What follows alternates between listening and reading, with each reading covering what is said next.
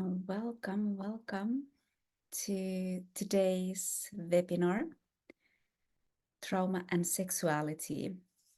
I will be opening up the slides so we can start to see. A little bit more before we go into the presentation of me.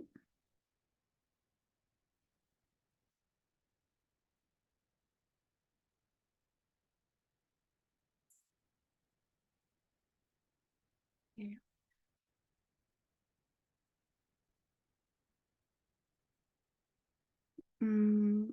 Just to check in, is the slides showing up to you?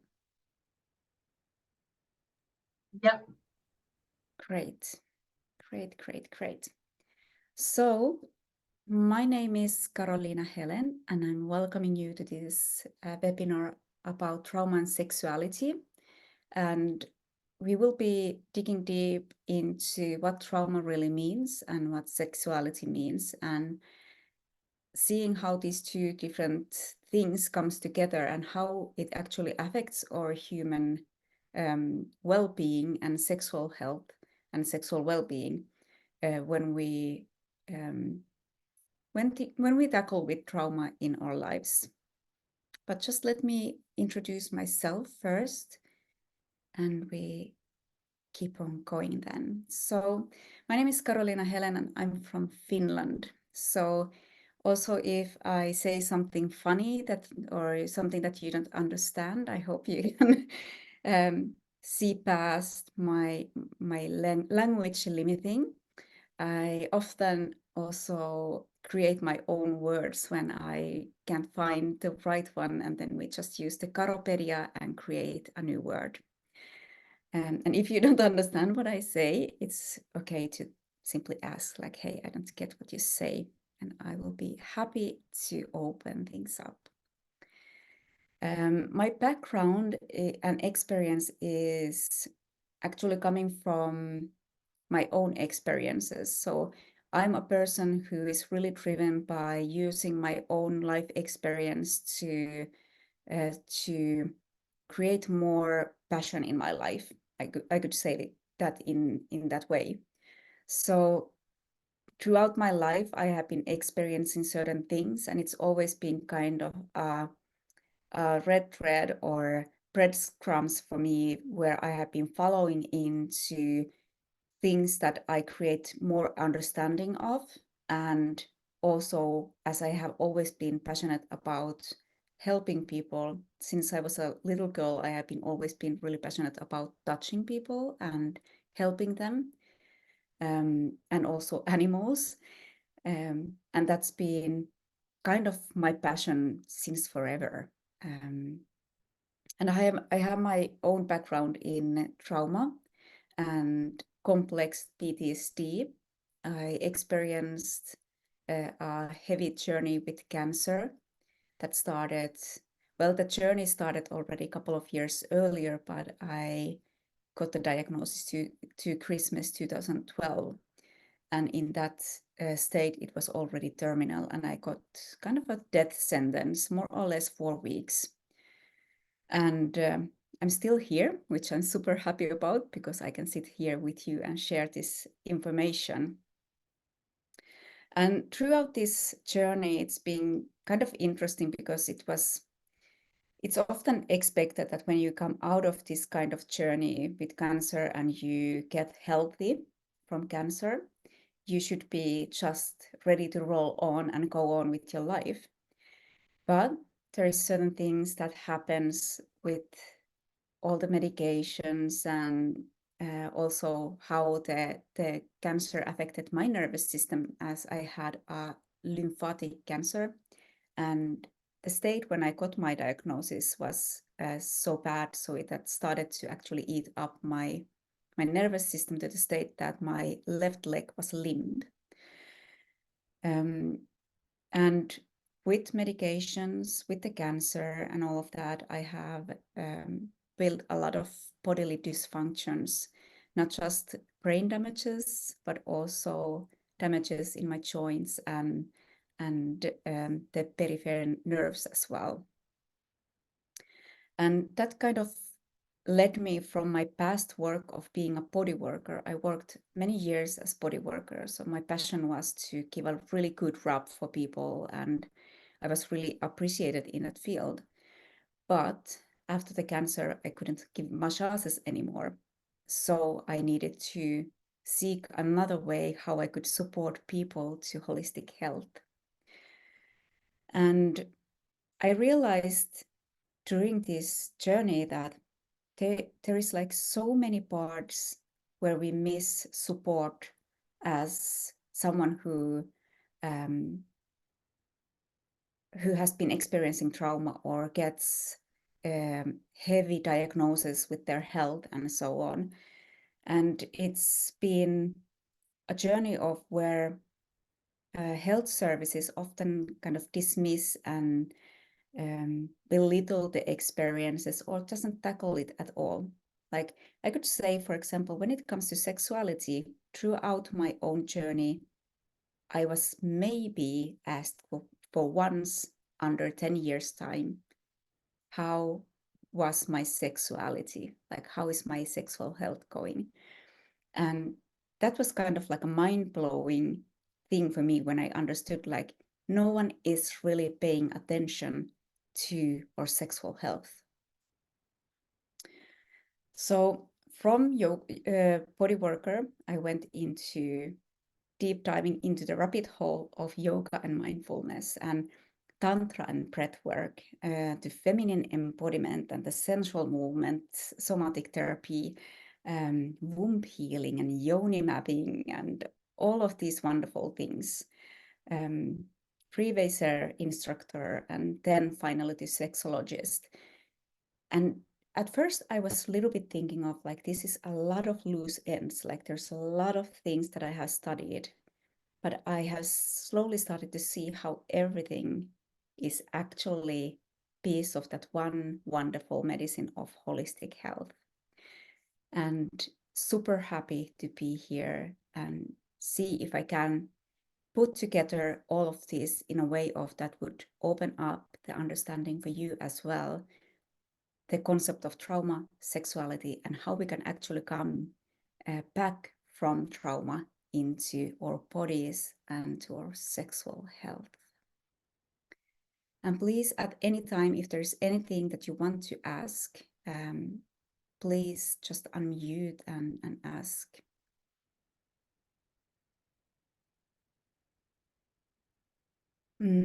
So trauma and sexuality, especially here within the healthcare system, when we speak about trauma, we often think about trauma, and even like with people around us, when we speak about trauma, it's often thought of that trauma is a physical state. Like you get a bad cut on your arm, and that's the trauma. It's a trauma of a tissue.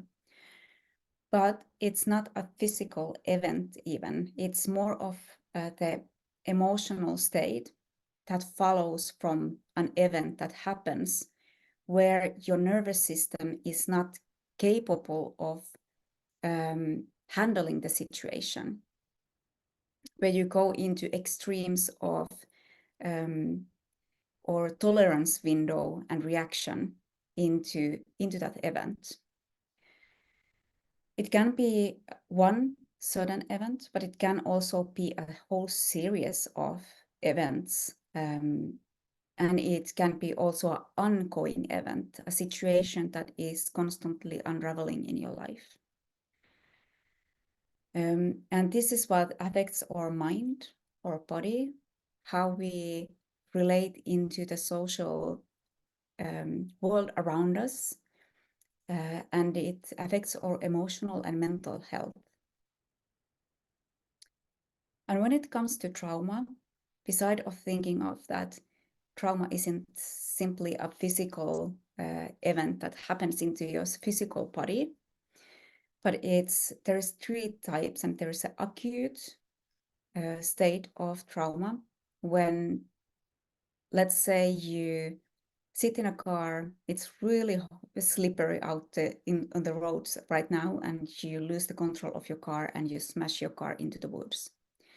So even though your physical body would be okay, but that can put you into a state of where you go into acute trauma response. Sometimes we can experience like we don't actually get a traumatic experience with or super cool in the situation, but the trauma can come much later. The chronic trauma is more of a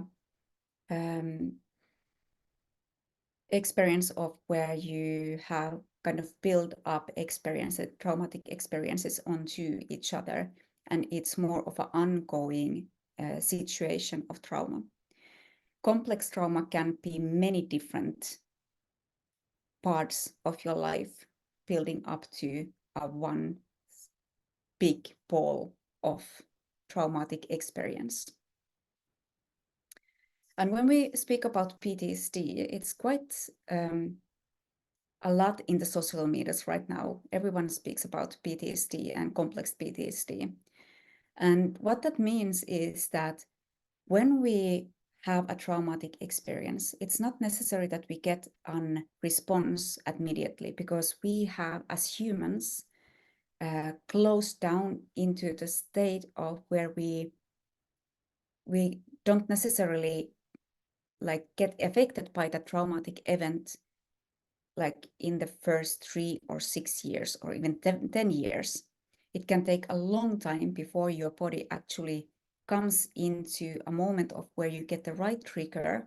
It can be a noise, sound, smell, taste, a certain person or certain kind of similar situation that triggers the memory of your body and puts you into experience of that trauma. And when we speak about trauma and how it functions in the brain, is that it alters our chemical balance in the brain, which makes us to respond in different ways. And I will be going into that a little bit more later on. But what is really important to understand is that the impact of trauma is holistic. It affects every single part of the human life.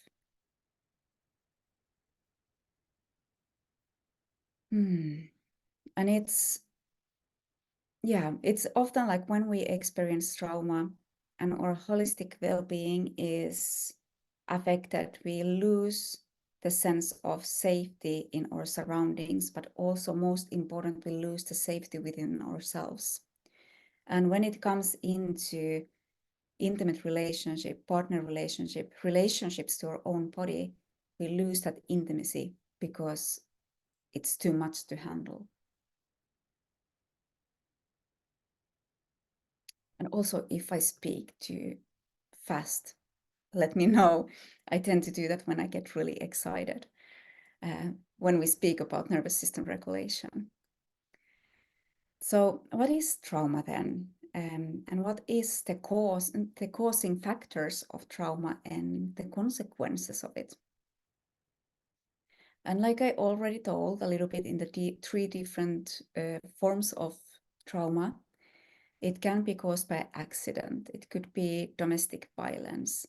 It could be a terminal diagnosis or a chronic serious illness that you get affected by or get a diagnosis. It can be really traumatizing when we end up being met by doctors that simply just throw out diagnosis without having the capacity to be 100% physical, like present in the situation for the client. So it's kind of this abandoning wound that we get triggered in those situations. It can be a physical or mental abuse. It could be to a deviation from the heteronormative sexual identity, incest, school or workplace bullying. Of course, war is a lot on the wall at the moment in every coffee table. Human trafficking, sex slavery, abandonment trauma. And so we call this, in the quantum constellation world, we speak about broken love when we speak about the abandonment trauma.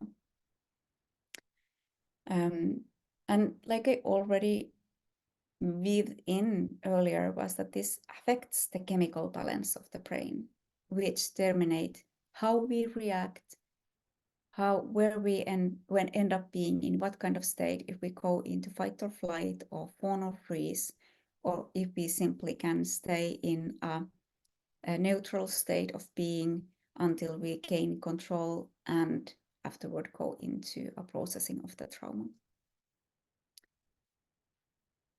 And as this affects our autonomic nervous system as well, it affects our ability to find the optimal state or the homeostasis. And this is something that I will be also showing a little bit later in the slides. So simply a little bit dropping in this here. And the danger of, I speak about danger because I too see this in such a dramatic way in many clients, is that they have been under horrifying traumatic experiences. But within the healthcare system, the traumatic experiences are often non-treated, maybe not even looked into, but more or less medicated, giving medication that makes you to dull out, to get numb, to calm down, and to maybe go to a couple of times to talk therapy, and that's it. That's quite normal way here how we treat trauma experiences. But often it's also just said like, yeah, just, okay, this happened, shake it off, take a couple of days sick leave and then shake it off. Simple, if it would be that simple.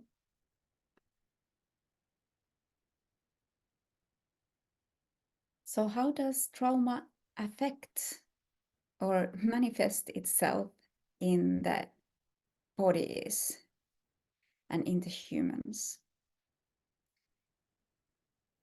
The dysregulation of the nervous system in our world is tangible. We can see that in almost wherever we go. We can see how people are more reactive than actually active in the situations of managing situations.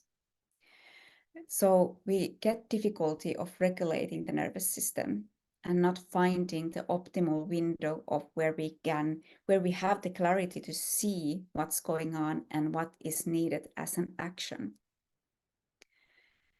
The chronic tension and pain states of the body is super normal or super, let me see if I can find a word.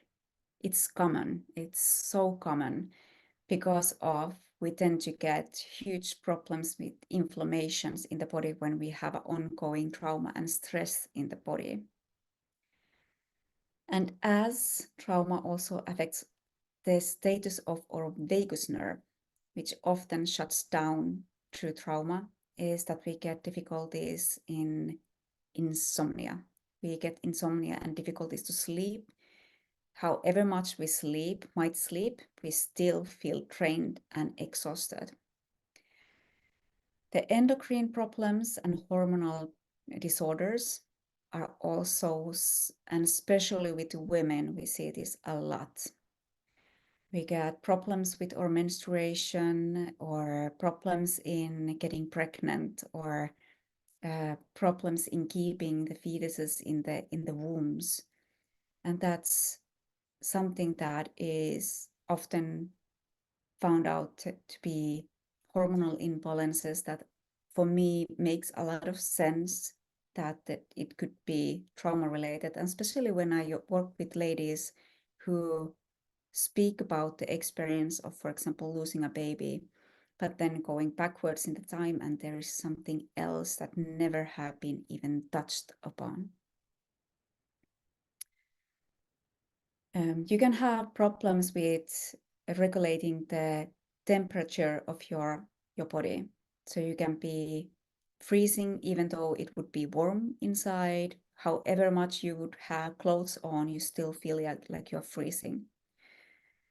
You can have shaking, like unmotivated shaking coming to your body, spasmodic functional seizures, which I have experience of as well, unmotivated functional seizures when your body just starts to cramp.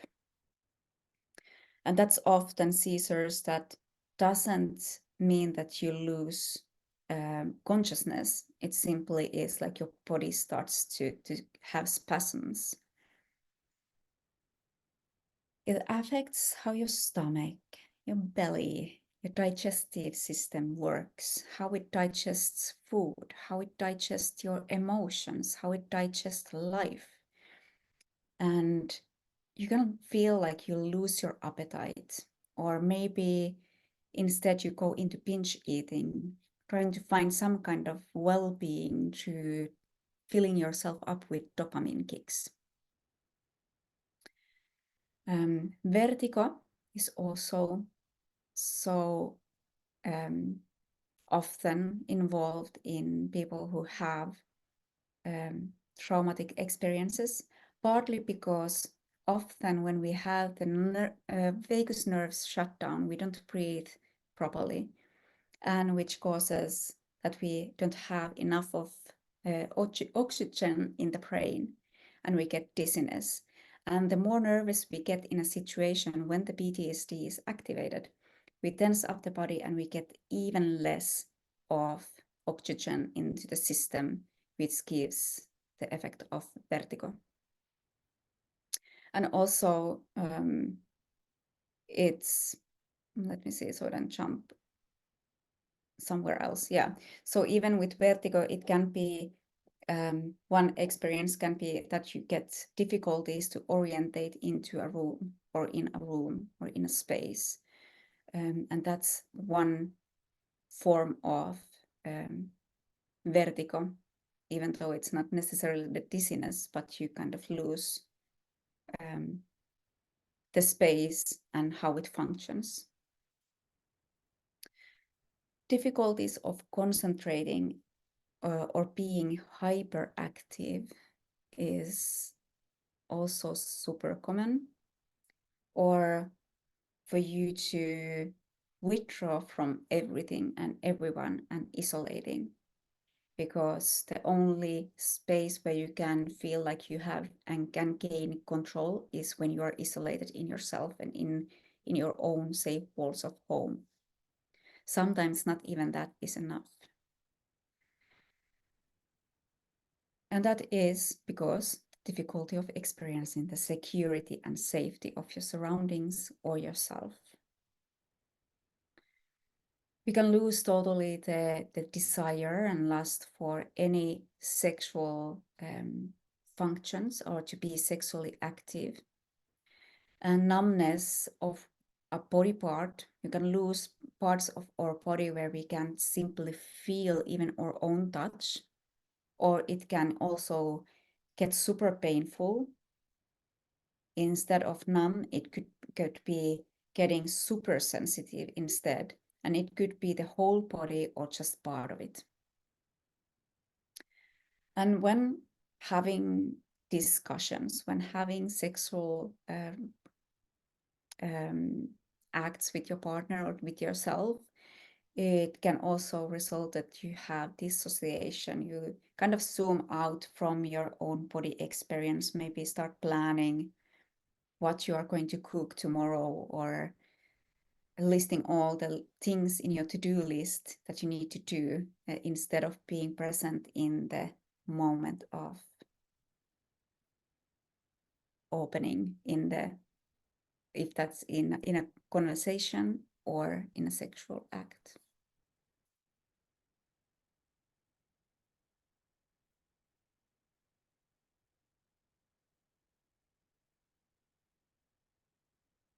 Here we have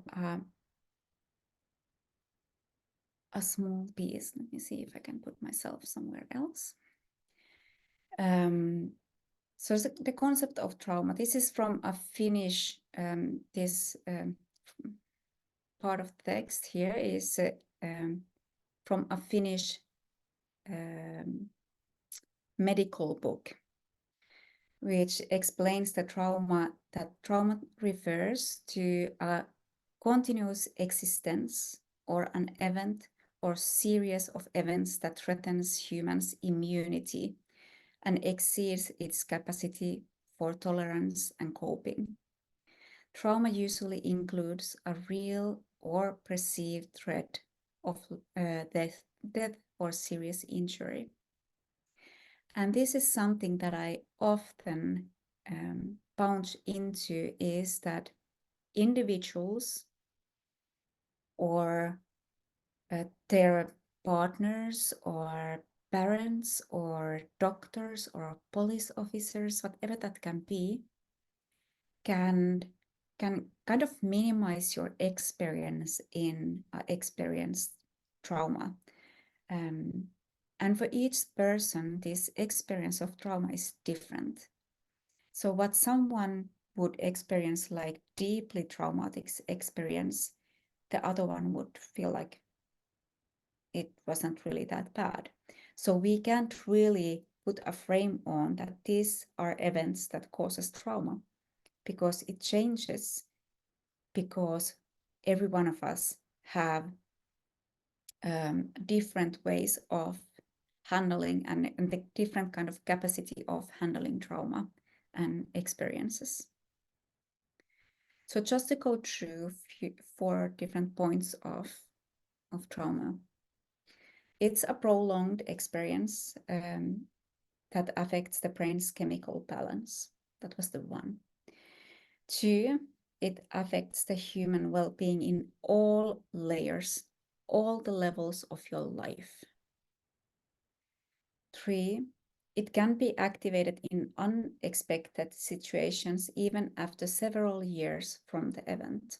That's why it's many times so difficult to see how things are connected to each other, because of things that happened for many, many, many years ago, or are already maybe forgotten, pushed under the rug, and then happens something else and the trauma gets activated. And 4, trauma is an individual experience. Every experience is equally important to be noted and met.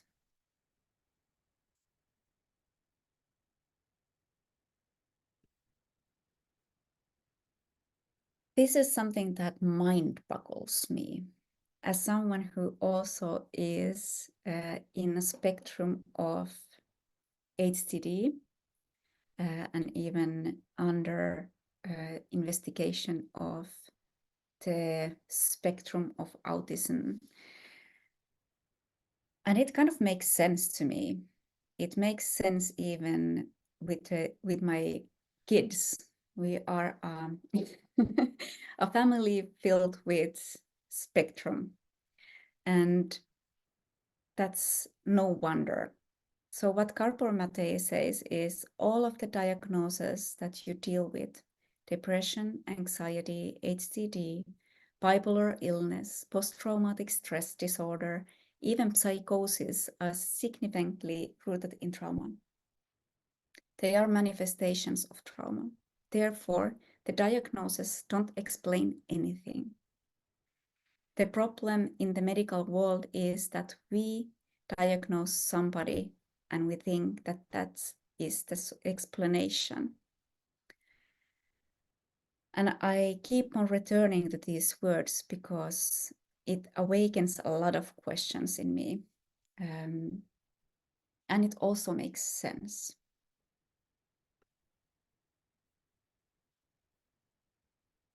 So I am a little bit of an anatomy geek. And for some people that's irritating, but I just love it. So when it comes to these different neurological functions in our system, is that we have this amazing nervous system that the main part of it is the brain. And if we think about humans, we have 5 F's that we speak about. And now I can see if I can get into moving this thingy so I can actually see what I read. So five F's. And first of them is feeding. And it's one of the necessities that we need to do to survive. Then we have forgetting, which is memory, and it's also kind of protecting us, especially when we are kids. Fighting is an emotional response. Family is something that we are driven to as animals that we are. We are here to, like family and fornication is something that we are prone to want to have. Not everyone too, but it's through the human conditioning. We or human nature, I would say, is that we do have the sexual reproduction system and maternal instincts, and we want to have sexual arousal. That's the mechanism of human beings.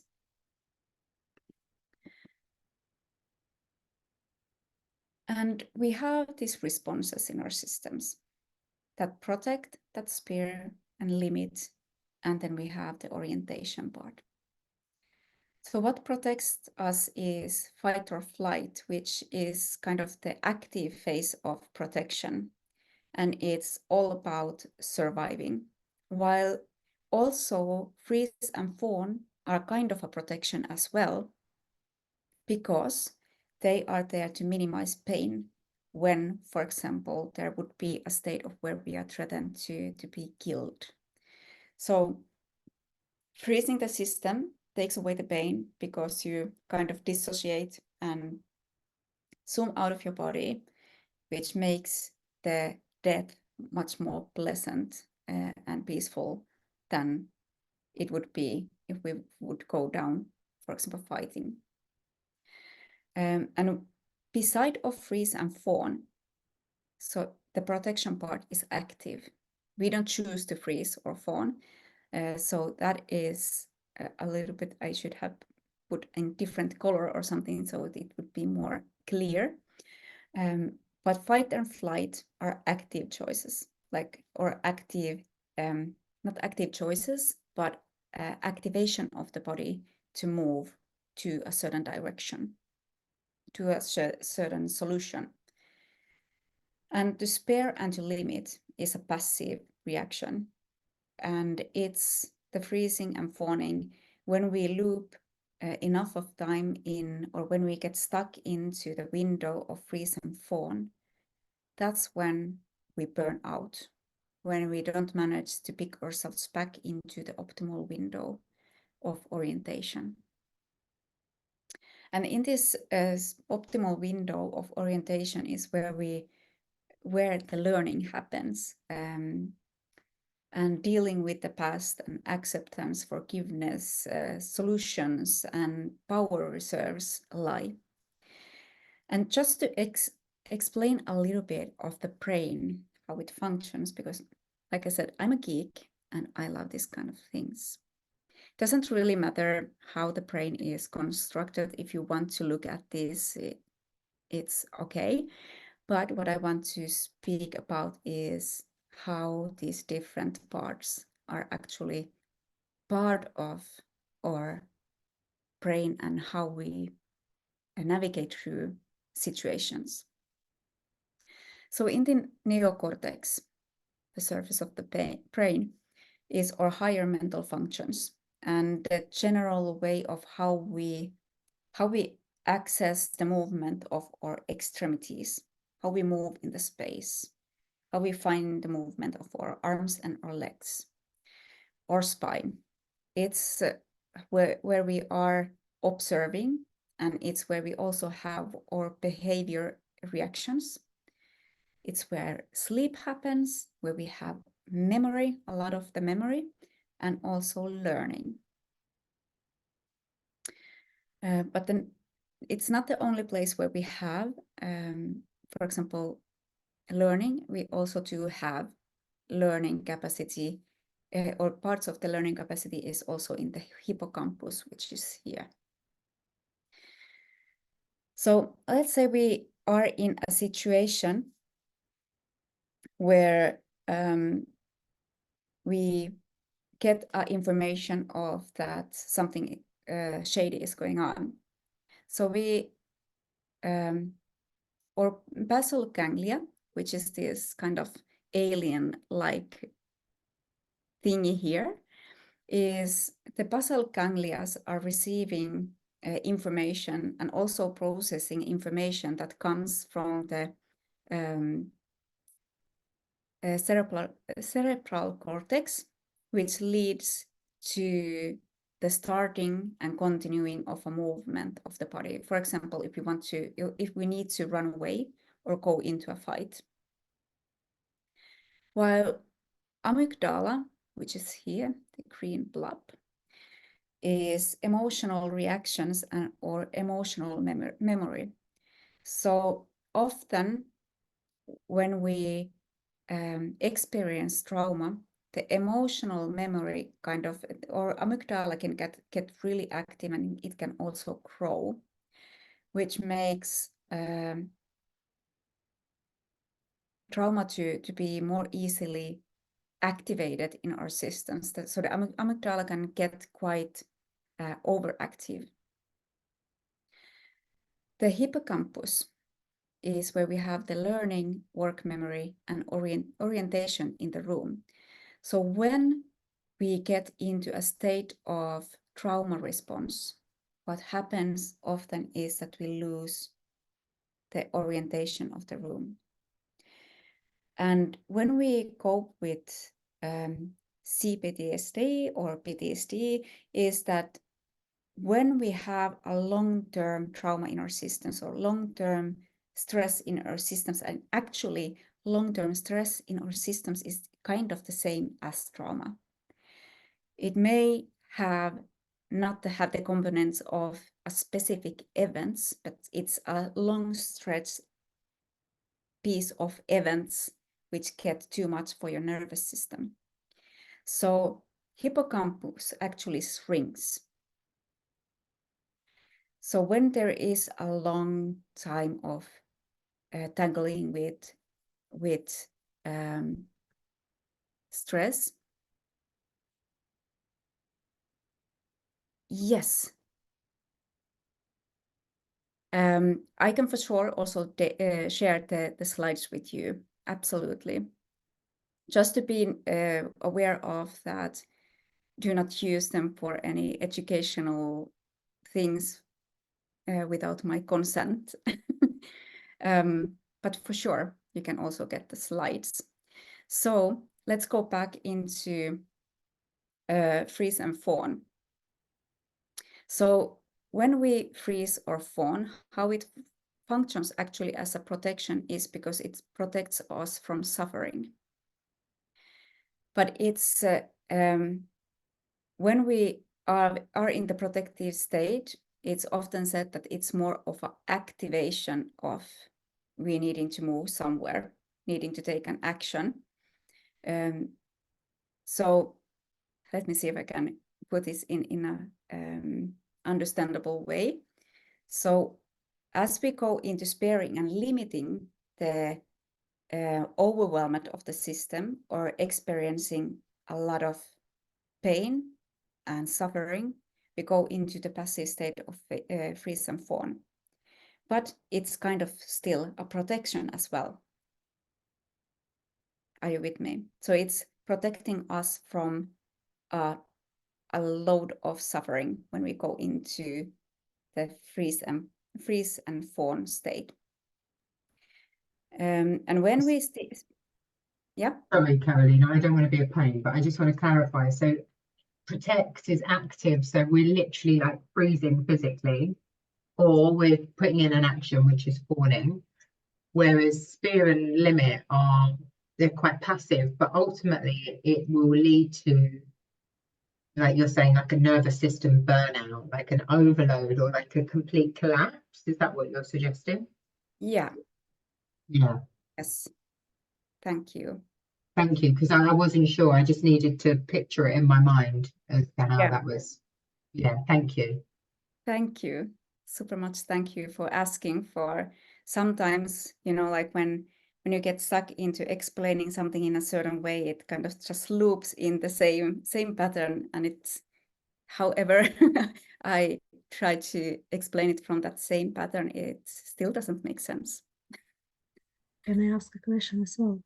Yes. Can you hear me? So I understood that freeze and thrown is a passive, as is shutting down, like not acknowledging it. It can be very shutting down the feelings.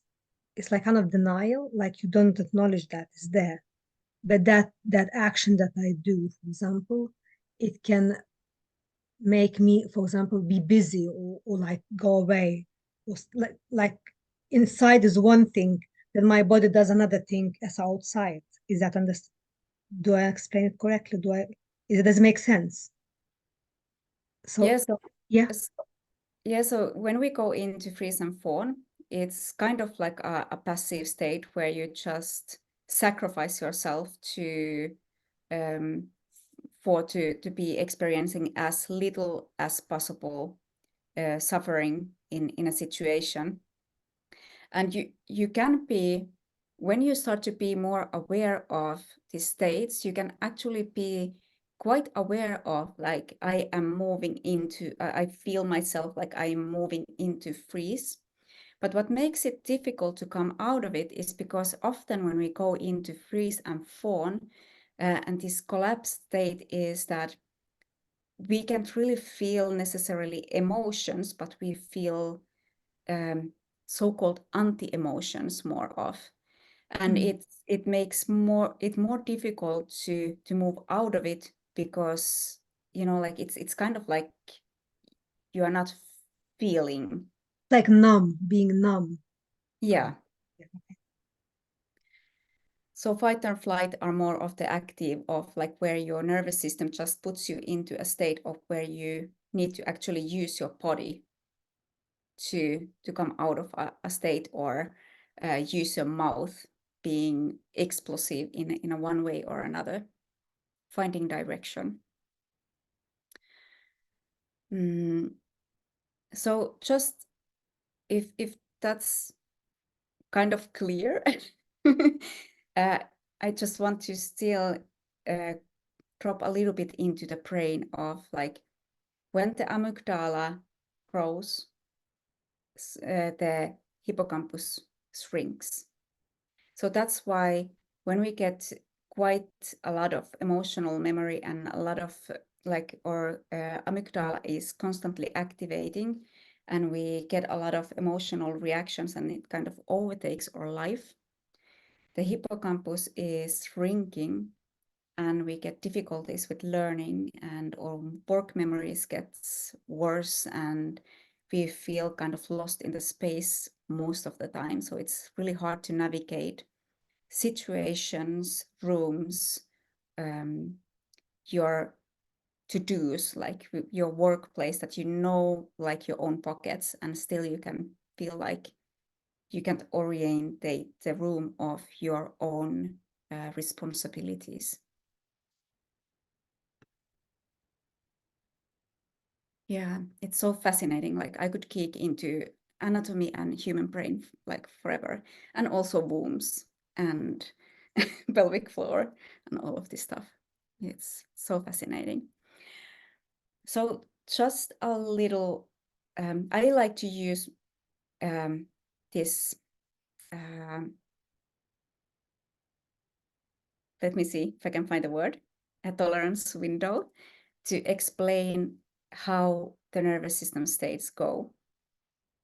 So when we get into, like, stuck into a state of hypo or hyper wakefulness or vigilance, as we speak, shrinks the tolerance window of the optimal range. So the more we go into above the upper line and the lower line, the more we spend time in those extremes, the tighter the optimal window grows.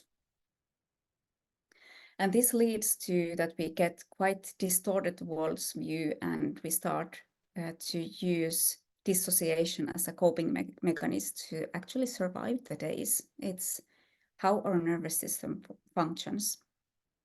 But what is luckily for us is that we can actively choose to train and strengthen the growth of the tolerance window.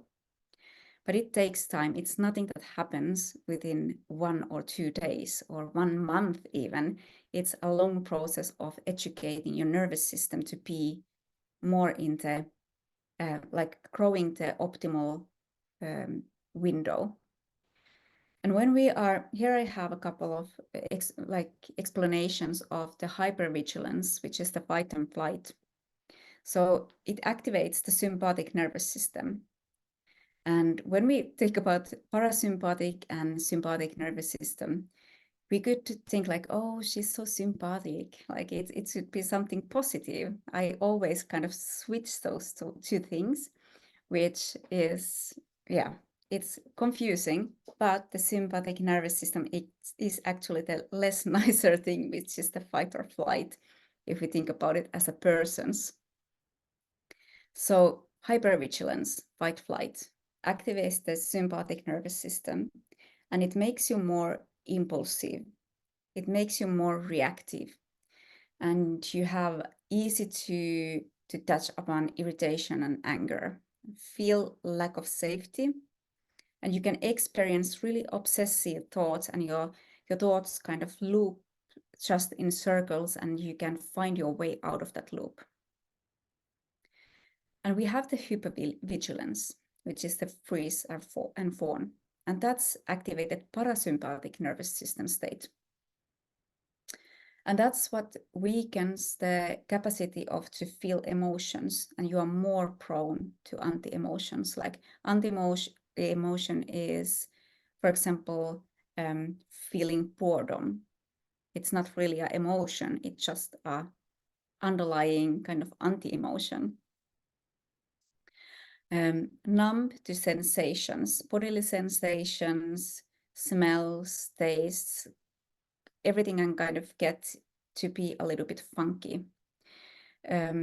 Feelings, needs, desires. And it's kind of this feeling also of hard to even know what you feel, or what you need, or what's your boundaries. It's impossible to speak out your boundaries in this state because you are just too zoomed out.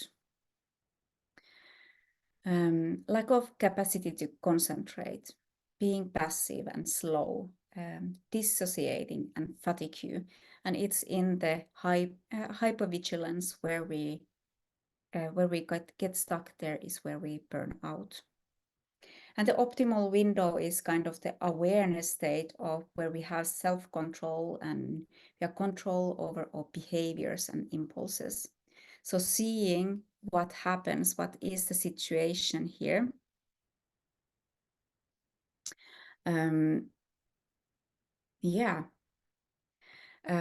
Just reading Claire's comment. So when we are in the optimal window, you can actually see yourself like, okay, I'm getting really irritated at the moment. Yeah, I can see myself, my curve is going upwards, and I can choose to regulate my nervous system to be aware of my anger, accept it, do whatever I need to do with it or what I want to do with it. I can access it, go and take a tantrum in a controlled space where I feel safe and where I don't harm others with my behavior.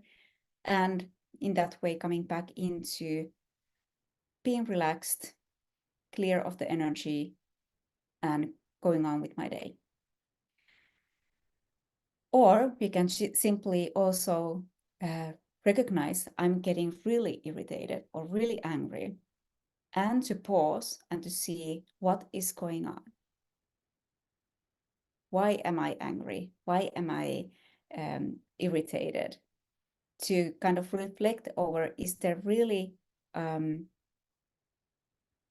reason to feel this way, or if it's just simply activating something in me that I need to look into. So it gives a lot more room to choose your actions. Yes, it's the healthy response of the nervous system when we are in the optimal window. And normally we Carolina, yes. sorry, could I ask, is it do we then experience, like all of us, we experience all these states, or is it possible that we have one state more than the other? Like if we tend to go into more of hypervigilance, for example, more than the hypovigilance. You know what I mean? If it's like, is it possible that some people tend to go to the other extreme more? Yeah, there is proneness to go, depending on your previous experiences, there can be more proneness to going higher up into the curve of hypervigilance or going deeper into the hypovigilance. But what is a good thumb rule is that often what happens is what goes up needs to come down. So if we go into hypervigilance, we can stay there for a while, we can stay there a long time, but at some point the energy stops and you come dropping down and you go into the hypervigilance. So it's kind of, you never go just up and then you drop back into the optimal window. You go in, even though just nudging into kind of feeling a little bit of a drop of paralyzed kind of state, or questioning your own self, feeling needs of to over-explain, or whatever that could look like. So we go always at some point to the hypervigilance if we have been up. But we do have differences in how much time we have in the hypervigilance and how much time do we spend in the hypo and hyper. So depending on what's your background, what do you carry in your background, what is, where do you carry more of loads in your nervous system, if that makes sense. Mm-hmm. And what if you're mostly in like hypovigilance? Does it then also shoot up? It will flare up. And that's often like when you have been a lot in the burnout state, you can, like if you have someone you know who has been burned out, you will see in there that there will be anger flushing up, but it might come into not like wanting to start a fight in a way, but there is this piece of where we villainize other people, for example, and are kind of like resentful towards other people. So that can be a hypervigilance spike up from the hypo state. It's not as active as flying or fighting, but it's more of like an inner fight kind of state. And when we go a lot up and down, when we have a roller coaster, it takes a lot of energy. It takes so much energy. Yeah, passive aggressive. Thank you. Yeah. That is one part of being in a hyper. So it doesn't always mean like being in with your fists up and ready to darken some flesh. Is there any more questions about the window?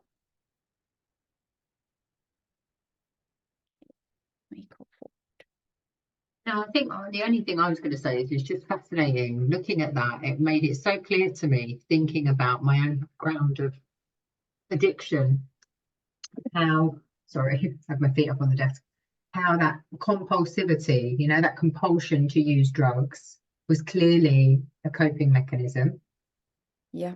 to bring me into the regulated state, but then actually at times would take me into that hypo state of, you know, flatline.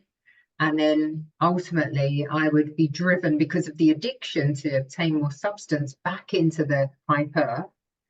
And it's just fascinating to me to see that window of tolerance and understand how the thing that I was using to cope actually became the problem.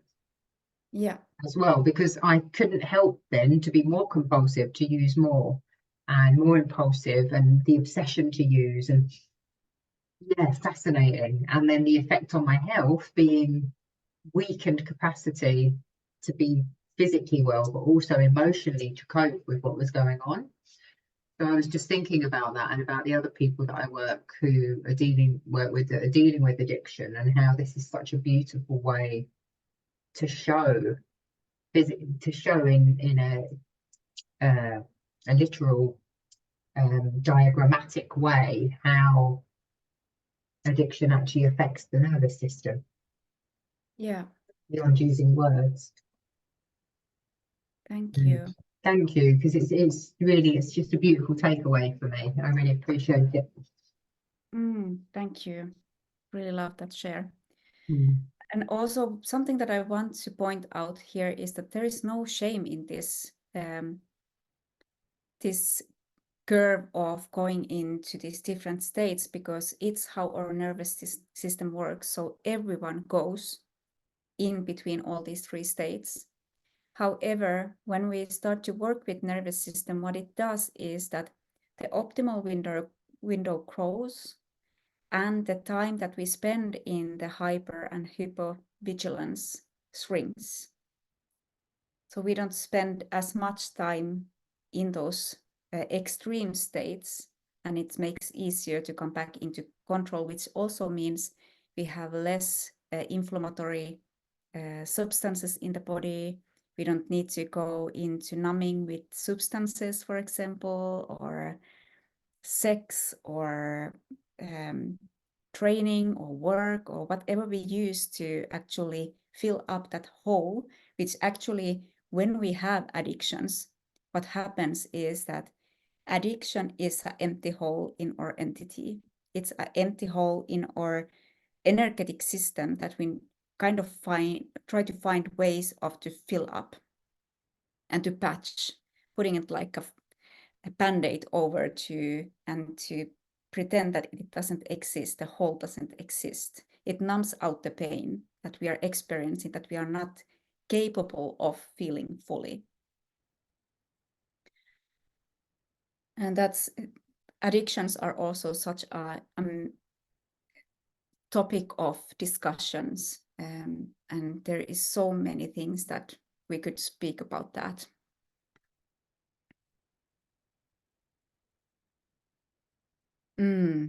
Yes, exactly. Hole in the soul.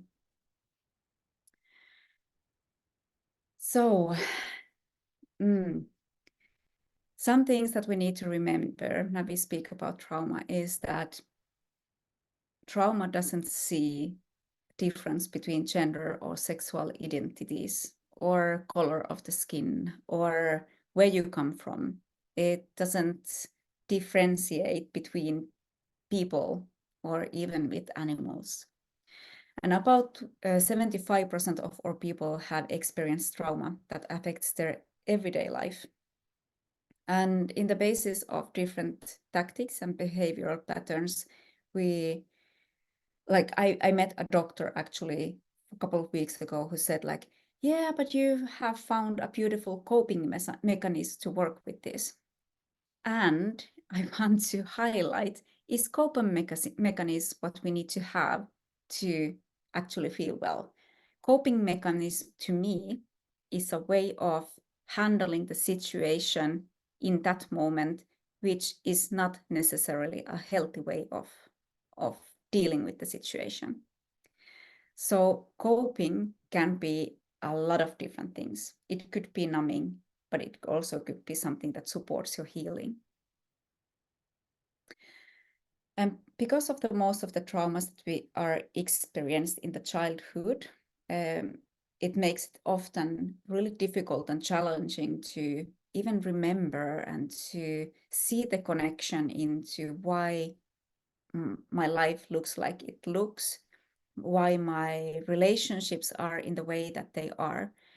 And it's really difficult to do anything to a thing, a situation that you can't really see what's going on. And here is the one of the root causes of a lot of pain and suffering in our systems is the broken love. And the broken love could be, for example, a mother giving birth to a child, and there is an emergency situation during the birth, and the baby is taken away from the mother, and the mother and the baby are separated. That creates into the child, even though it's not the mother's fault, things just happen, and that baby is taken away, and it's the first experience of trauma for that child, is to have the broken love. The safety of that child is taken away, not being able to be in the chest of the mother. It could be you losing your parent as a child. It could be even like, I have had a client who experienced, like she had an experience already before her birth where her mother was depressed during the pregnancy. And she felt like when we did a journey that she experienced like she had that love broken already during the pregnancy. But it could be also parents leaving. It could be parents going to a party and leaving you to a person that you don't feel safe with. All these things that we don't necessarily as parents or grown-ups would see as traumatic for a child, but the child's nervous system is not able to handle that. So I would say almost every single one of us do carry to a certain degree the broken love. And when we do have difficulties to see where our blind spots in our lives and relationships are, and we do experience like there's something that we don't see, it's really important that when we don't feel well, where we do feel like we get lost into the darkness of everything that is going on inside of ourselves, it's really important to remember that you are not alone. There's always someone you can turn yourself into or towards to, someone who can be your fellow traveler in this journey. And that could be a person that you trust. I recommend to see a therapist of some kind. And I will be speaking more about the different ways we can actually cope with trauma later on. But it's really interesting and important to remember that no one needs to do this journey by themselves. And unfortunately, a lot of us too.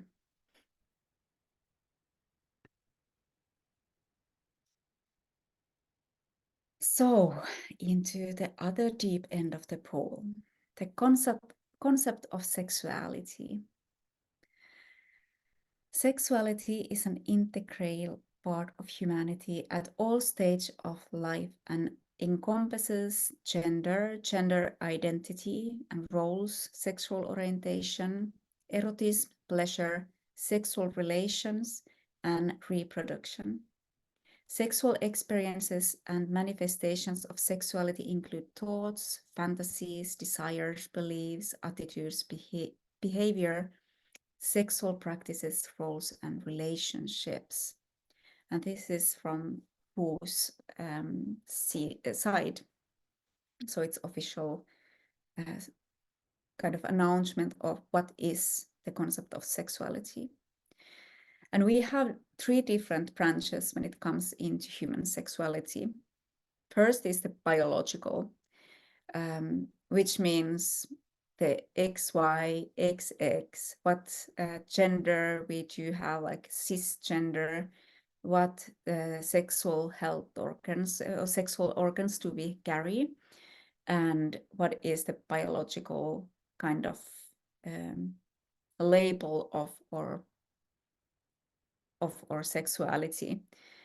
However, it's quite heteronormative and stagnant, while we don't necessarily see as largely the variety of the biological sexuality, where there's actually not just the chromosomes of XY, XX, but there is different components of XXY or other way around, which decides how much of more masculine sides a woman carries or how feminine a man is. There is different chromosomical components to decide more of how we do experience ourselves with the biological sexuality.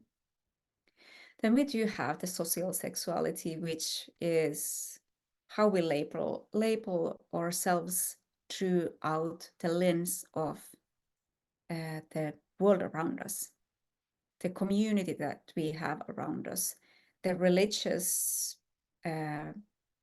frames that we have around us. So all of that, all these social bites of a puzzle that makes us already as a child to label ourselves and our sexuality in a certain way. And sometimes that is not acceptable, that we experience ourselves as we do, but we are to these different aspects of the social concepts around us that wants to dim what we are and direct us to the right path, if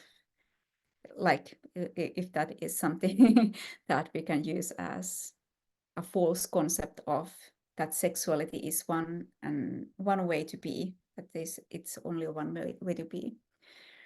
So the social constructs are the ones that build up our way of building our concept of social sexuality. So what is our sexual identity? The psychological sexuality is more of our inner world of sexuality and erotism. It's where we can use our mind power to go into fantasies, to play with desires in our minds, and also what actually gives us more of the eye-opening of what do we find as pleasurable, what is the orientations that draw me into experiencing different things, what kind of roles are exciting for me, and what kind of relationships talks to me, because it's more of a internal experience of your sexuality. I would also say it's a lot connected. If you have been playing, for example, with embodiment through archetypical energy, I do feel like the psychological sexuality comes beautifully in front when we play with archetypical energies, because it gives such a huge variety of different experiences in our own erotism, that eros, an animalistic self.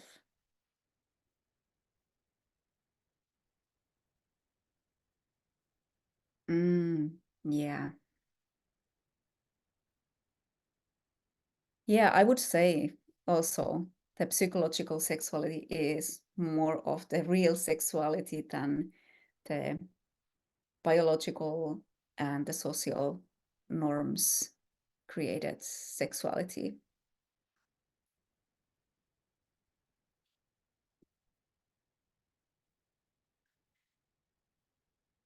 So how does then trauma affect our sexual health and well-being? When there are a lot of roller coaster in the nervous system states, it's really difficult to drop into the bodily sensations. It's hard to be present in the sensations, and it's hard to create boundaries, healthy boundaries from the states of dysregulated nervous system.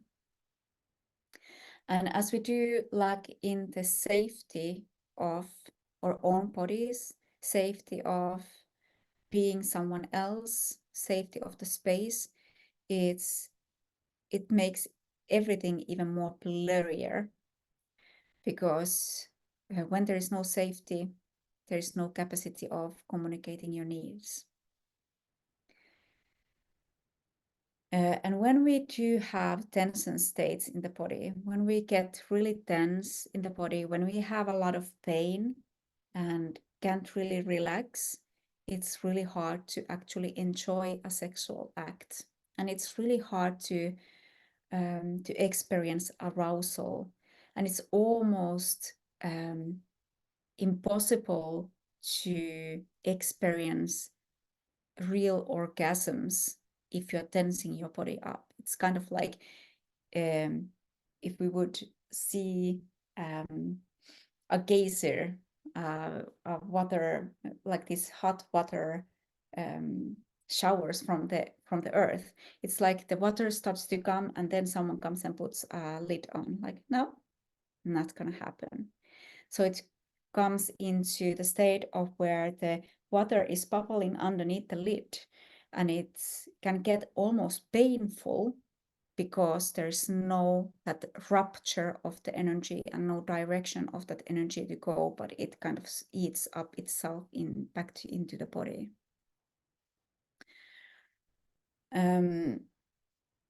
We can have a lot of chronic and unexplained pain conditions in the body.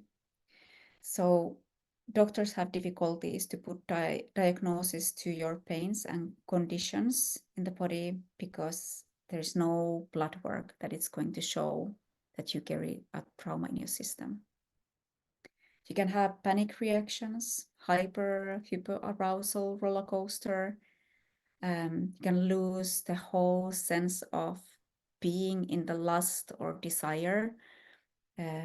Maybe even like the thought of someone touching your body can be like repulsive.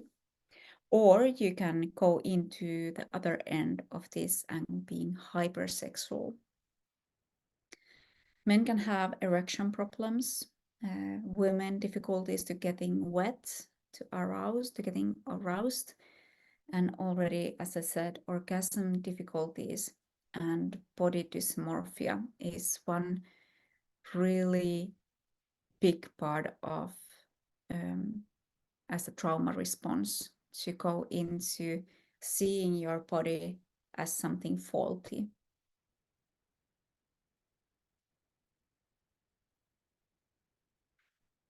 And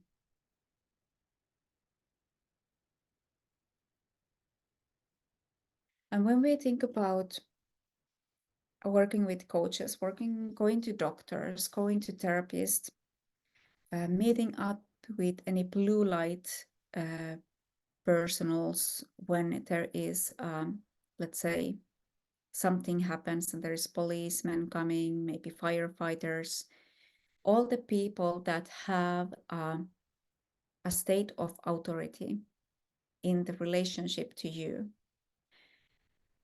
would need to go some kind of course in this, because, excuse me saying, but fuck, there is a lack of capacity to meet people in their states of need. So when we have the objects or a person of authority, it's the same as it would be to you as a mother or a father as you are a child. It's the base of where you create a relationship, to an attachment relationship. And in that moment, it's that person's responsibility to create a safe space. And when that doesn't happen, when the person of authority is not filling these shoes.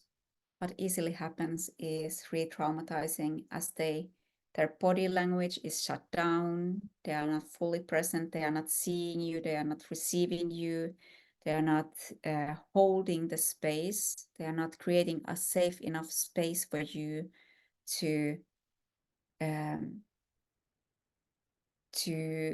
speak about your experience situation. So this can be actually worsening the situation instead of supporting. So knowing also that this is one of your sexual rights is to have support in traumatic situations, because it will affect the way you perceive pleasure. The effect of the meeting with this kind of authority person is a long-lasting effect as well. So it might be that it actually starts to color the way you meet every person in the profession. So if there is a shitty way of a doctor to meeting you in your state of need, you easily start to project this as every doctor is this person who didn't meet you in the moment of need. So you start to already create a reality of these meetings with these people. And it's also super important to know, if you work with clients, is that the way that we meet our clients can create long-term situations of how they experience themselves in their own pleasure, and how they experience their own bodies, how they experience their own safety around professional people or in themselves, in their homes. So the feeling or creating of a safe space that the client can feel safe in is the key. It's the key to everything. And trauma does touch all the areas of the person's life, the individual's life.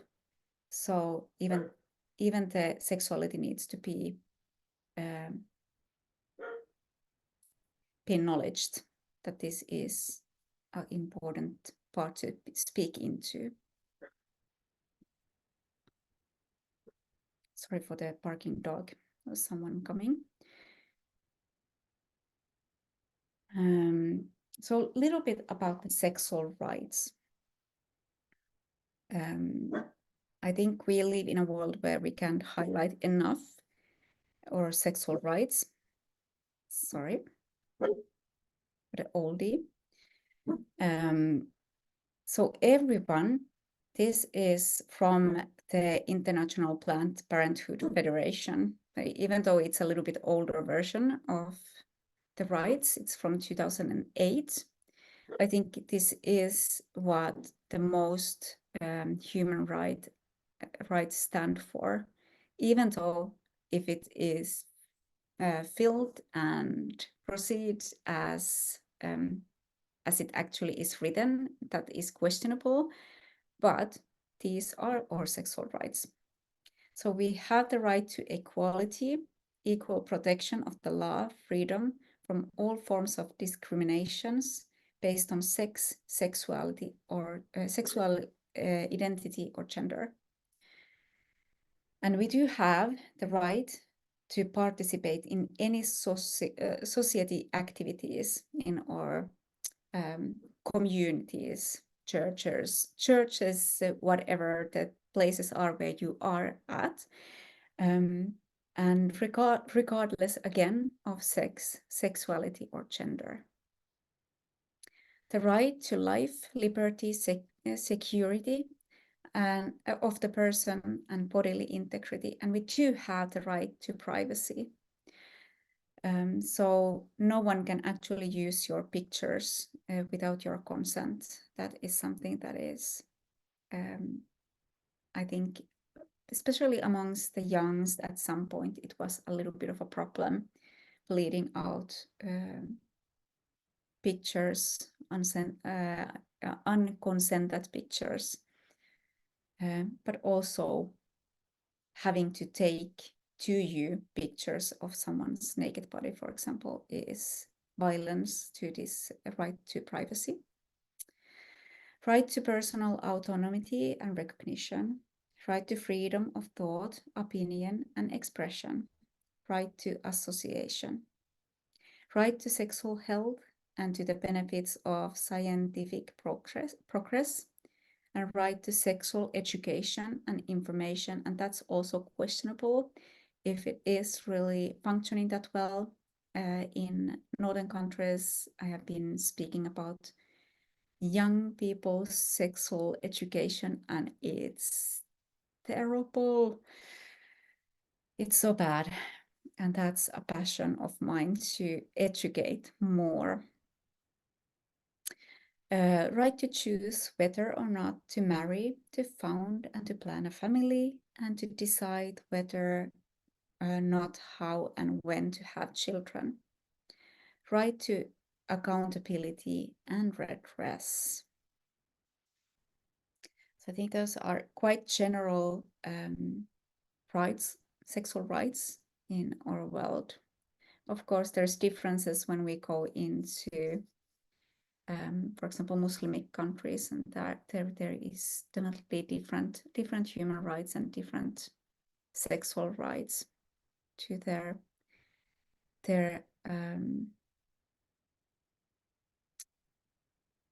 traditions.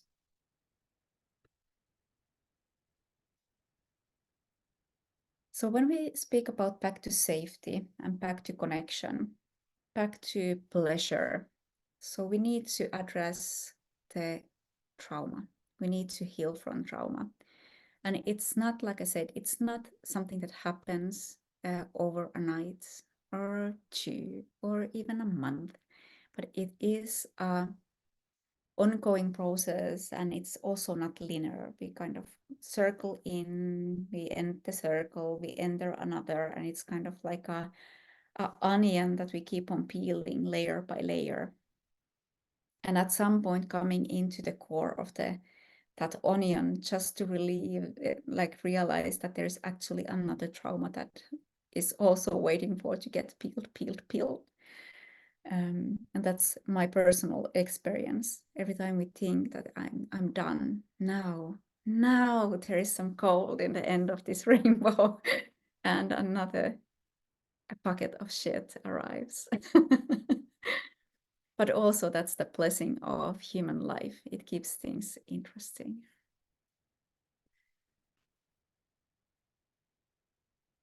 I use to explain the healing of trauma in 4 different pathways. 4 different pathways to safety.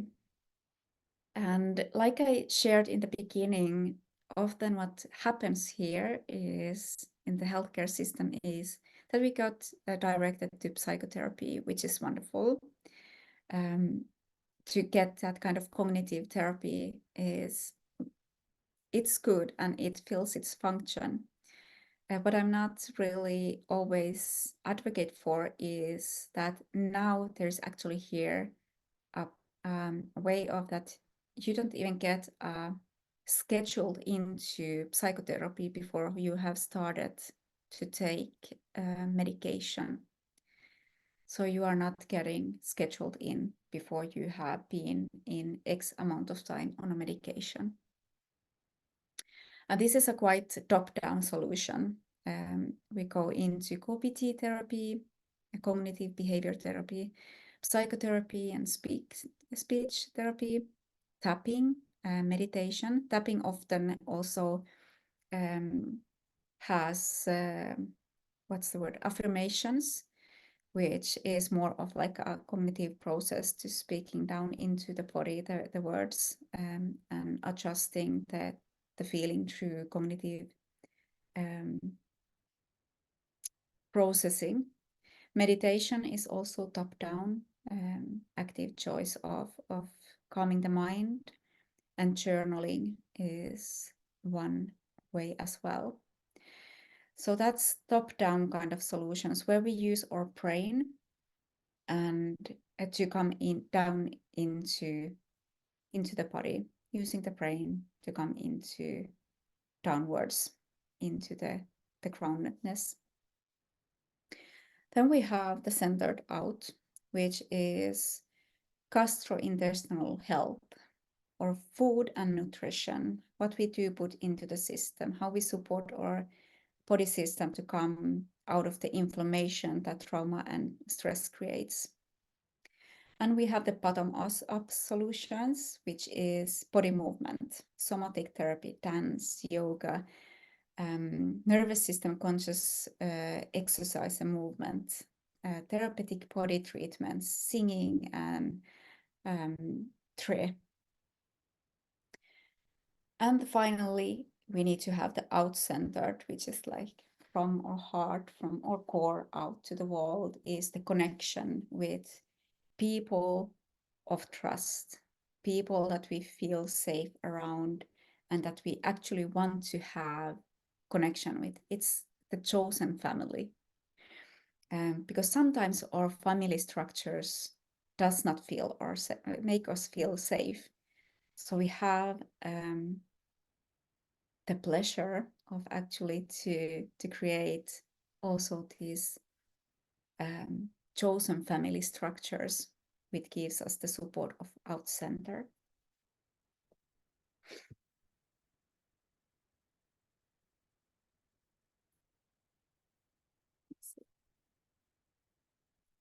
Hierarchy of healing.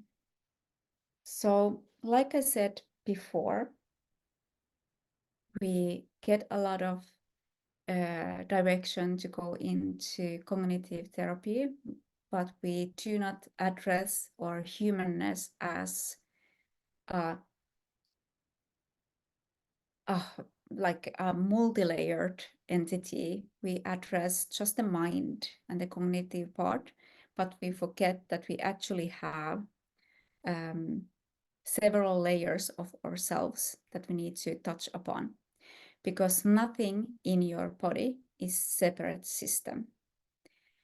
Not your skin, not your inner organs, not your brain, not your teeth, not your mind, not your womb or your genitals or your toes, nothing in your system, not your blood vessels, nothing in your system is separate from anything in you. Therefore, nothing in the body gets hurt alone. So the trauma doesn't affect just one part of you. And therefore, it cannot be healed alone. So we can't just address one part of the pathways to address healing, whether that being trauma, cancer, asthma, flu, whatever that is. We can just drop into use one tiny part of the processes of healing to heal the whole ecosystem. So if trauma exists in the system, it affects the whole human being, all the layers, all her or his existence. And trauma or stress creates inflammatory state that needs to be taken into account in the process of healing in all the layers. For this reason, cognitive therapy alone will not help and will never be the only way to support your clients from or to support yourself out of a trauma. By my own experience and many others that I have been talking with as well, is that when you have really heavy trauma in your system, what happens if you simply constantly go into a cognitive process of dealing with your trauma, you speak about your trauma. And in the worst case scenario, like in my case, there is constantly shift of the therapists. So you need to always rewind, go back into all the way to the beginning of the trauma and speaking all through again.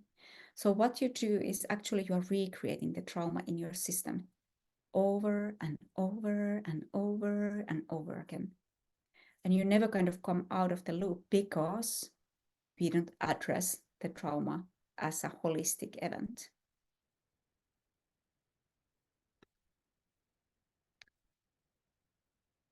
We speak about the hierarchy of healing here. So as we went in the beginning, I spoke about the brain. It's its beautiful own system, but it's also part of our immune system because the nervous system is connected to the brain. Lymph is part of our immune system, as well as lymph is the part of our fluids that get out of toxins out of our system.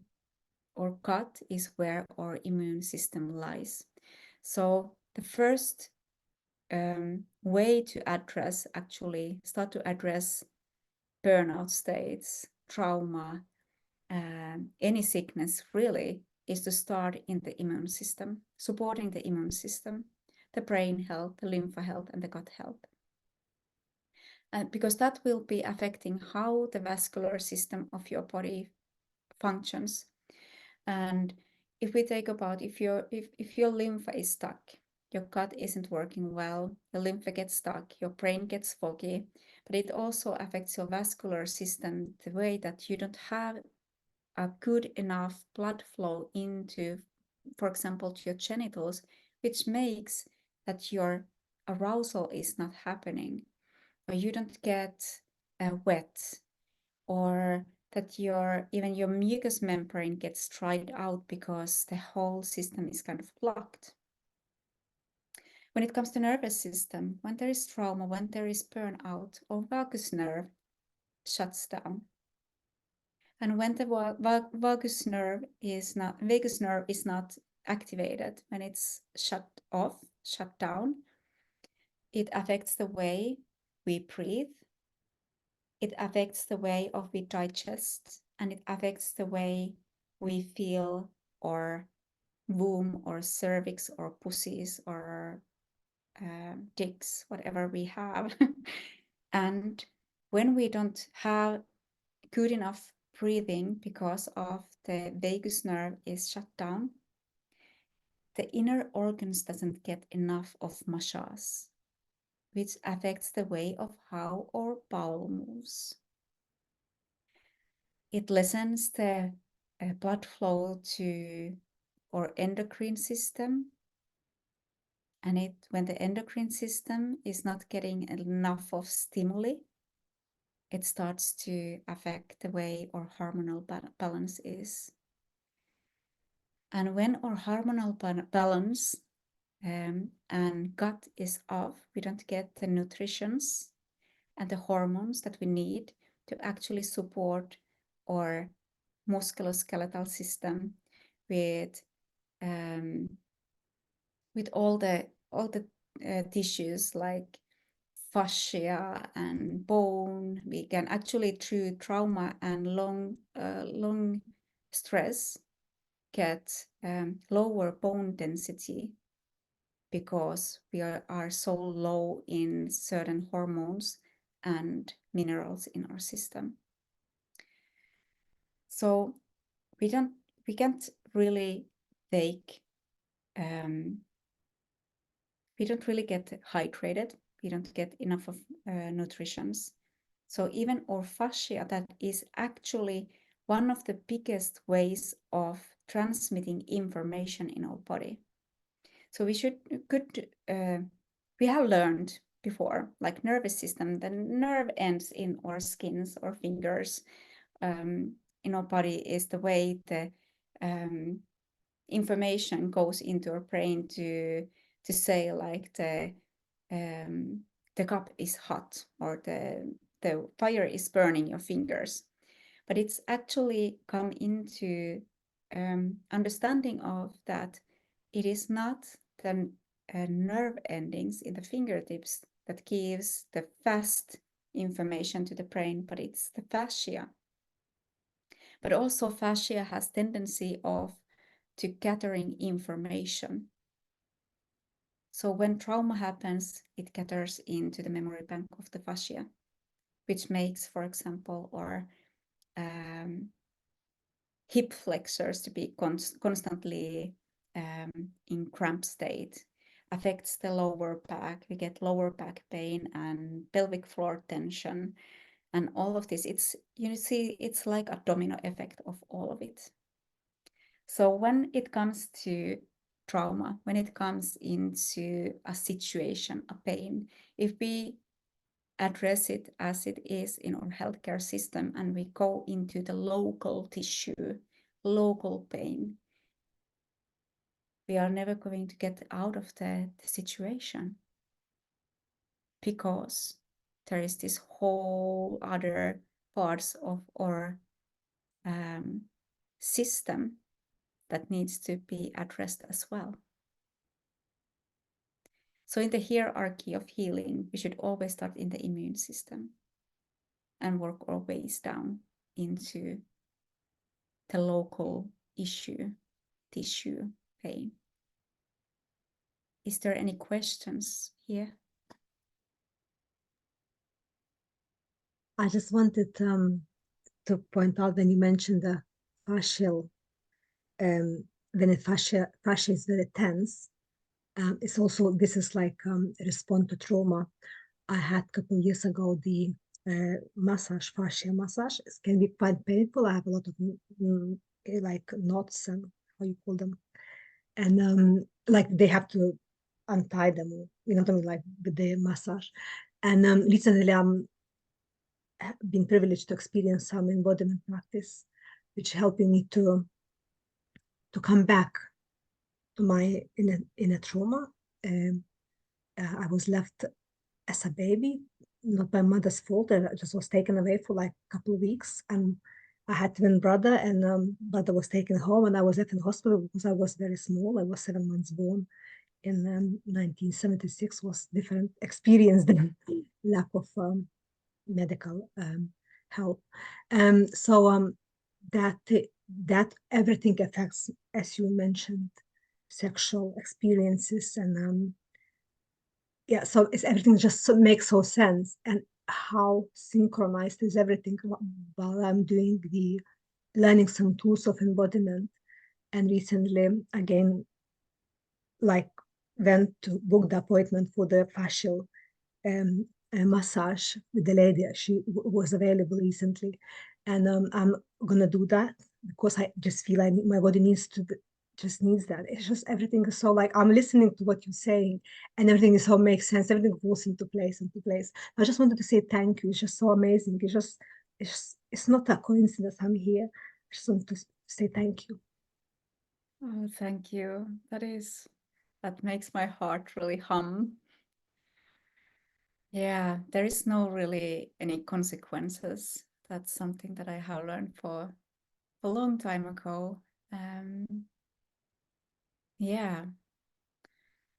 What is also important to know is when we address trauma, when we work with trauma, and as I have been body therapist myself, body worker, is that when there is trauma and the body is quite sensitive, so being aware of that, that we don't blow up the nervous system to the wall as we go into working, for example, in the fascia. It can be super tender and it can be unpleasantable, but also dare to also speak to your therapist as if it gets like super painful, because that can actually create even like a re-traumatizing of the nervous system, like you kind of put your system to experience it all over again.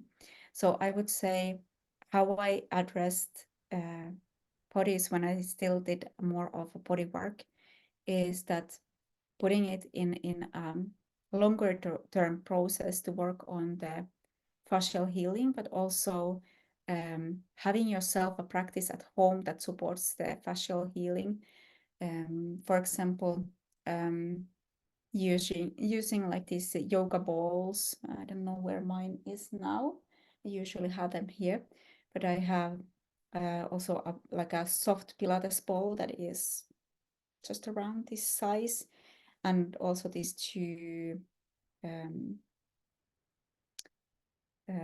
balls that they are called yoga balls that you can use yourself to massage as well the fascia. But what I have noticed in myself as well in my own healing journey is that when I have been addressing things too harshly, it always kicks back. So being aware of the enoughness. Yeah, I understand. Yeah. Thank you for pointing that out. Yeah, thank you. To your safety. Yeah, thank you. Obviously, what I'm doing at the moment, basically, I'm giving myself attention, to myself body attention, that I'm worth attention. And it comes in many forms, like flotation, relaxation, all sorts. And yeah, it's just like it's for me slow journey. I don't just go with everything, but what I learned, like then you said, it's not the cognitive healing, it's the basically where the trauma happened. Basically, you have to have all the opposite of the trauma to heal the trauma. That's not the theory. Yeah, that makes sense so much. Thank you. Thank you. Is there any other reflections or questions here?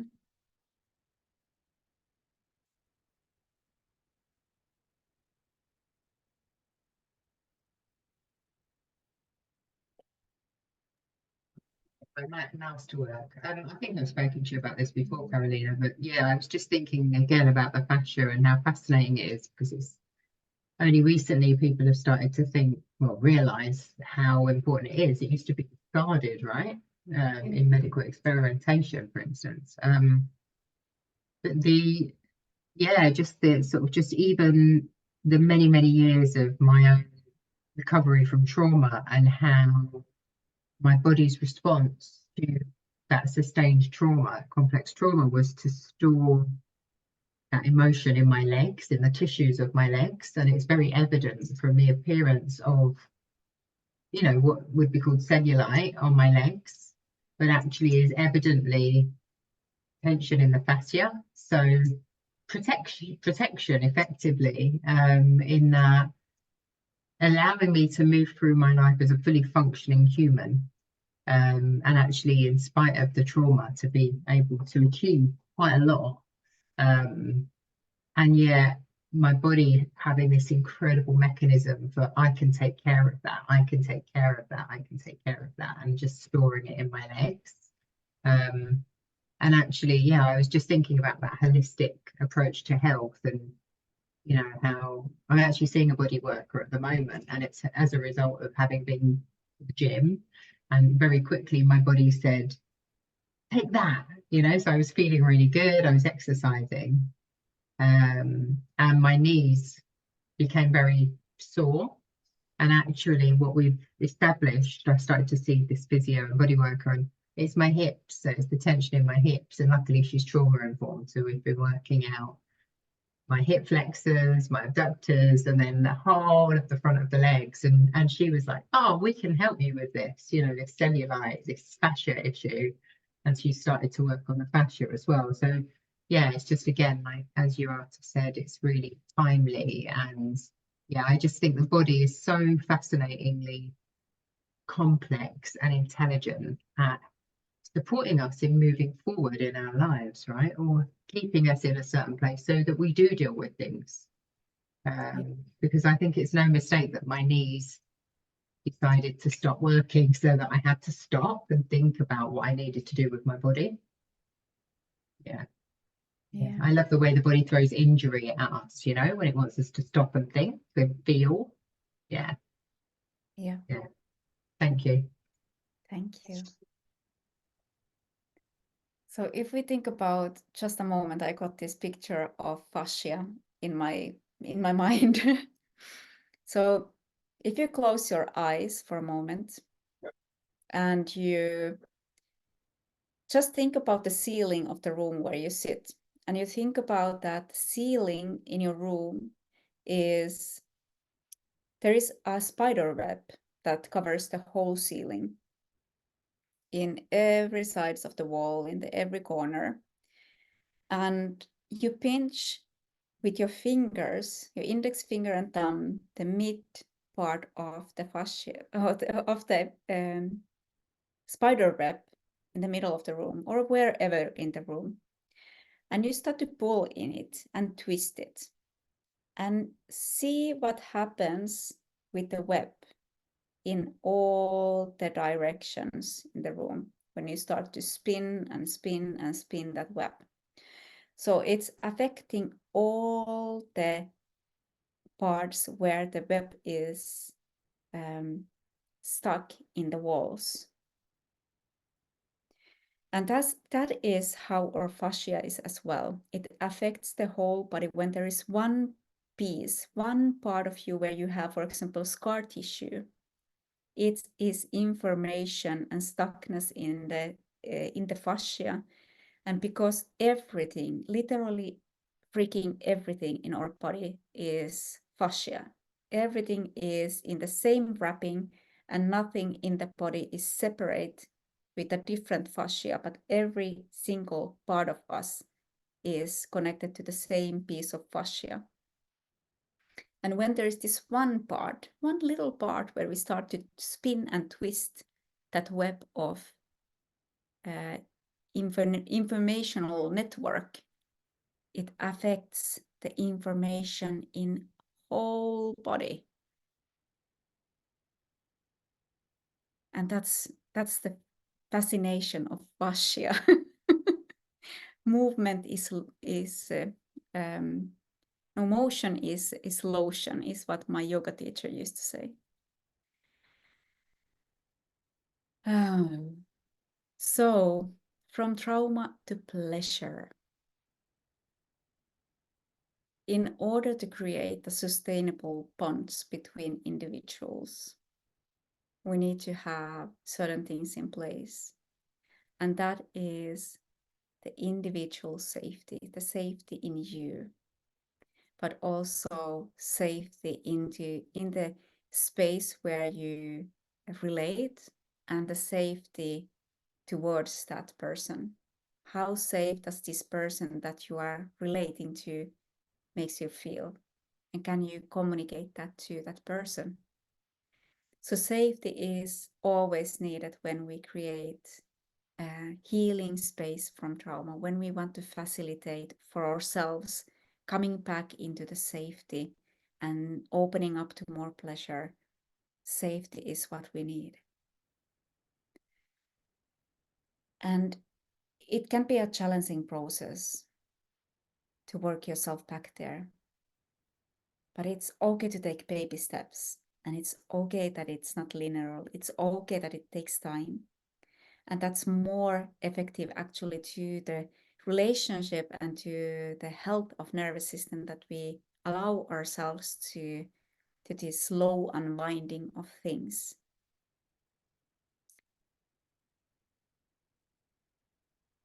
And when we start to get these small steps of where we notice that we meet these challenging situations, and we notice that I didn't die. It was uncomfortable and it was terrifying, but I didn't die. I didn't fawn, I didn't freeze, and I didn't need to go into full-bodied fight to survive the situation. That is a win.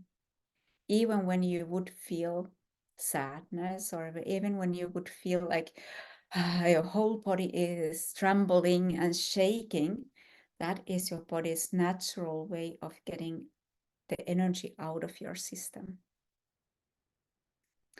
So being open to celebrate yourself in this journey of coming back to you, to coming back to your own pleasure, to coming back into owning your own sexuality. And it's all about daily practice and awareness of relearning relearning the ways that we relate to ourselves in situations and after situations, how we relate to the world around us. But dare to celebrate yourself more on this journey. No one is going to do it for you. Not as good as you. So just a moment before, if there's any questions, please drop them now. Otherwise, we will go into a little unpackaging and a little drop in before we exit this space. Just wanted to say thank you so much for this webinar. It was amazing and I learned so much. I took many notes, as always. So yeah, hope to join the next one as well. Thanks, Carolina. Thank you. So before we go into the end of this call, I invite you again to close your eyes, to find a comfortable position and allowing your eyelids to soften over your eyeballs.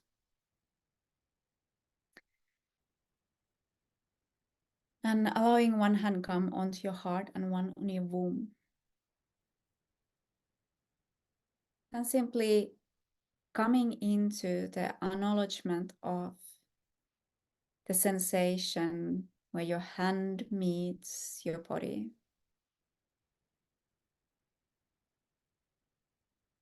Maybe you need to take one big inhalation in and hold it on the top of the inhalation before you exhale and let go of the thoughts. Let go of the processes of whatever is going on.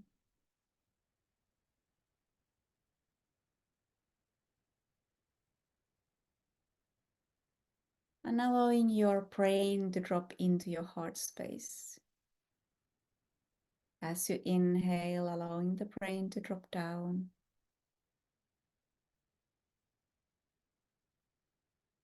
As you exhale, allow the exhalation to pour down into the body. If possible, exhalation through the mouth. Sound if that feels comfortable. Inhalation, allowing the lungs to drop into the heart space.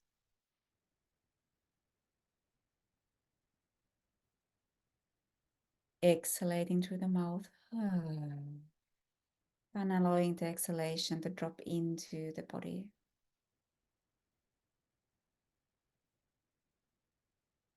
And allowing yourself to breathe into the heart space, the inhalation that fills up your heart space.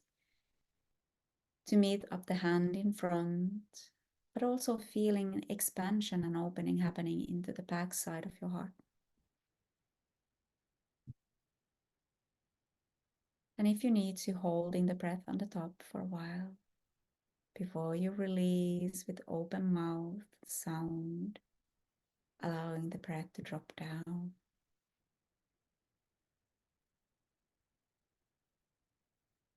And noticing what is alive in you, in the body sensations at this moment. Is there something that is alive, tingling, tension? Just a part of you that screams for attention. Allowing your hands to come on that part of your body and holding it for a moment. Breathing into the meeting of your hands. And exhaling down into the body.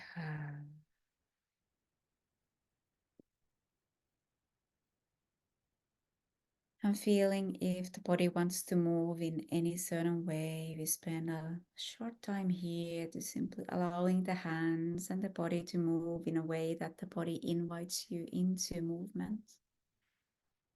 Maybe it's really subtle. Maybe it's big movements. Maybe it's a lot of sound. Maybe it's simple, quiet sound. allowing it to express itself as it comes. And speaking into your body, I see you, I hear you, and I love you. I take all of your hardships into my heart. I take you into my heart. And I hold you and I love you. And I accept you with all that you are.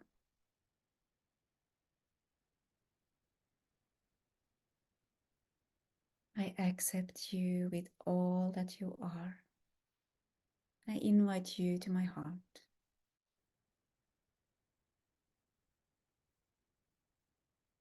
Allowing yourself to come into a hug, hugging yourself and swaying softly from side to side. I will never leave you. You are whole, you are seen, you are loved, and I will never leave you.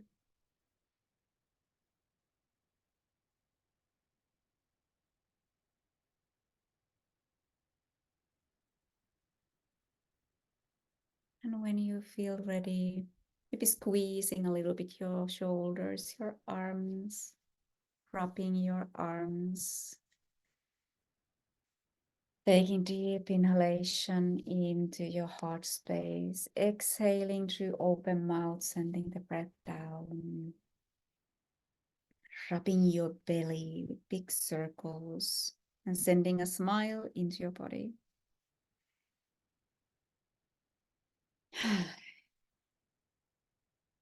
And when you feel ready, coming into stillness and opening your eyes back into the screen. And I want to take a moment to say thank you to all of you here today, live or receiving this as a recording. And I'm also dropping in just a small piece of information for anyone who might feel curious of what this is. I'm offering to a pre-launch price my new program, and without going into too much of a headspace and information there, if that is something that you want to receive more information of, simply let me know in email or DMs or any way that you want to reach out with, and letting me know. I thank you for this evening's expansive time, and I appreciate you. Thank you. That was very healing. Thank you very much. Thank you. Thank you so much. Thank you. Thank you. Thank you, Caroline. I love you. I love you. I just stop the sharing. Mhm.